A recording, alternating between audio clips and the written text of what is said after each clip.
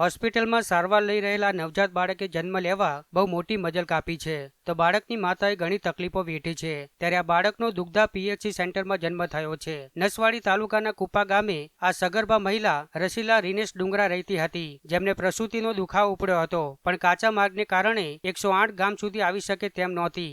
આથી ગામથી 3 કિલોમીટર દૂર સાંકડીબારી ગામે 108 ઊભી રહી ગઈ હતી। આથી પરિવારજનો લાકડાની ઝોલી બનાવી સગર્ભાને અંદર સુડાવી ખભે ઉચકીને કુપા ગામથી સાંકડીબારી ગામે ઊભેલી 108 સુધી લઈ જવા મજબૂર બન્યા હતા। જે બાદ સગર્ભાને 108 માં બેસાડી દુગ્ધા પીએચસી સેન્ટર લઈ જવામાં આવી હતી જ્યાં મહિલાએ બાળકને જન્મ આપ્યો હતો।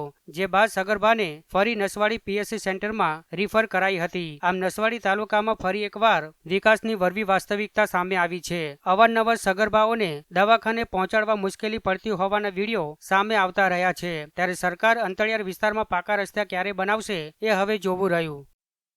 અમારે ભાભી અત્યારે ડિલિવરીનો કેસ હતો કે રસ્તો ખરાબ હતો એટલે અમારે ઇમરજન્સી હતી 108 ને મેં ફોન કર્યો અને સાંકડી બારી લગીને આવી 108 અને અહીંયાથી 108 કુપા ગામે જતી નથી કેમ કે ખરાબ રસ્તો હતો એના લીધે અમને ઠંડી કડક મોસમમાં મને પંબે ઉપાડીને લઈ આવવું પડ્યું સાંકડી બારી લગી અને એટલે અમારે સરકારને એટલી વિનંતી છે કે કુપાનો રસ્તો બની જાય એટલી અમારે સરકારની વિનંતી છે।